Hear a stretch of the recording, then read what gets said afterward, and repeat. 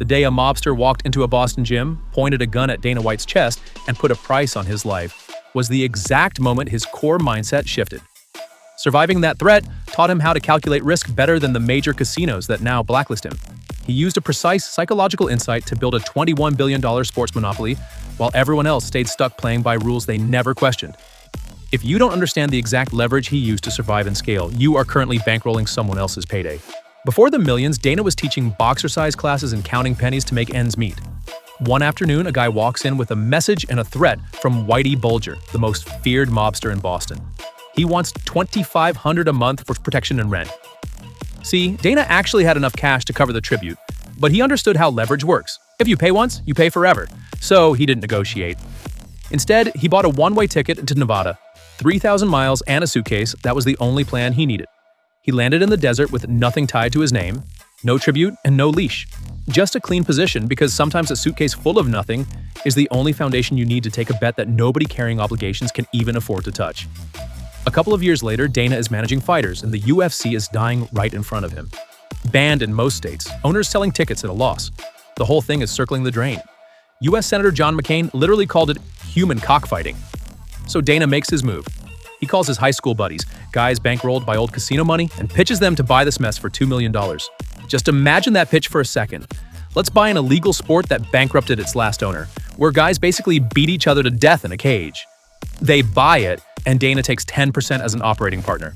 No salary and no safety net. Just equity in something the world priced at absolute zero. The previous owners had all of it already. The brand, the cage, the contracts, the television rights, and they still had to sell for $2 million. Not because they misread the asset, but because they were carrying obligations that made holding it impossible. The paper was real, but the paper was burning. Dana took that equity in a dying company because he didn't owe a dime to anyone, meaning he could afford to bet straight up on zero. Pause right there. Every business podcast bro romanticizes this moment, but look at what actually happened. Dana just took a job paying exactly $0 to run a company facing federal bans. He didn't take the equity because he was brave. He took it because he was unburdened. Having no safety net wasn't a disadvantage. It was the only reason he could afford to play the hand. He spent 15 years dragging that zero out of the dirt. And then the $4 billion payout hit. Anyone else cashes that check and vanishes. Dana didn't. He walked right back into the office on Monday morning, not because he's a workaholic. He went back because he understands the psychology of leverage. Most founders build companies just to buy their exit. They get exhausted by the risk, so they cash out and disappear. Dana didn't need to buy freedom, because he never wore the leash to begin with. Instead, he executed a flawless transfer of risk. He sold the financial liability to a Hollywood agency, cashed the payout, and kept operational control. He didn't exit the game. He just forced billionaires to finance the casino while he kept the aces up his sleeve. Picking fights and running press conferences was no longer a job. It became more like playing blackjack with house money. And that is why, even when the UFC merged into a $21 billion empire, Dana is still the one dictating the terms. He didn't sell the UFC. He sold the balance sheet of the UFC. What he kept was the pen. The absolute authority to decide who fights, when, for how much, and in what city. Dana walked out of that Boston gym because he refused to pay the VIG.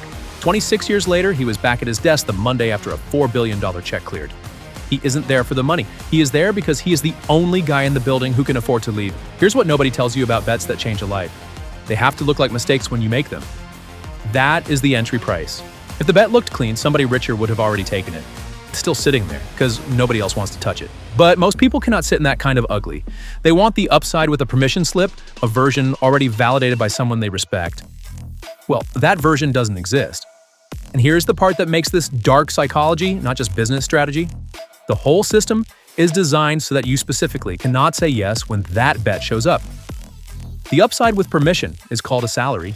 Salaries are the instruments that keep the casino of adult life in business. The mortgage, the car note, the credit card minimum, they are all designed for one specific thing: to make sure that when the ugly bet shows up at your door, you literally cannot afford to take it. Think about the guys who stayed and paid back in Boston. They kept their businesses going, but they also kept paying, forever, writing checks on a life that wasn't really theirs anymore. The second you let someone else put a tax on your existence, you put on a collar. And every leash gets shorter the longer you wear it. Look at your own life. That $600 a month payment on the truck you bought 3 years ago. You don't drive that truck. The truck drives you. You wake up on Saturday morning and you work overtime because the leash pulls. The retention bonus you signed that chains you for the next 2 years without clawback. The job you love with the manager you hate, but you can't leave because the insurance covers your kid. Every single one of those is money with a claim on it. Money that lives in your account but belongs to somebody else. And the tragedy is, you never made the decision consciously. You just signed the form. And the leash appeared. Dana walked away because he understood the number was never what mattered. Who held the other end? That's what mattered. There are two things in every deal, the paper and the pen. The paper is what you sell. The pen is the authority that decides what the paper is worth going forward. Most people think the paper is the prize. It is not. The paper is taxable, spendable, and gone in a generation. The pen compounds forever. Mirror that to your own career. Look at the last massive opportunity you passed on because the timing was wrong. You convinced yourself you were being responsible. You called it discipline. It wasn't. It was the leash. You couldn't move because your current obligations anchored you to the floor. You took the title instead of the equity. You took the raise instead of the headcount.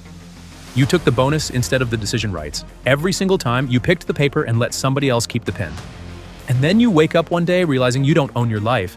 You just rented it at an hourly rate. And the guy who set that rate is the exact same guy who can cross your name out the second the market shifts. He kept the pen. You took the paper. That is the only real power. While most people are out there negotiating for a raise, they are just finding a more expensive way to be owned. Trading their autonomy for a number in a bank account, wondering why they still have to ask for permission to use their own time. If you want to see how this same logic works when the stakes are even higher, the next video is ready for you. Click it. This is Americology. Subscribe.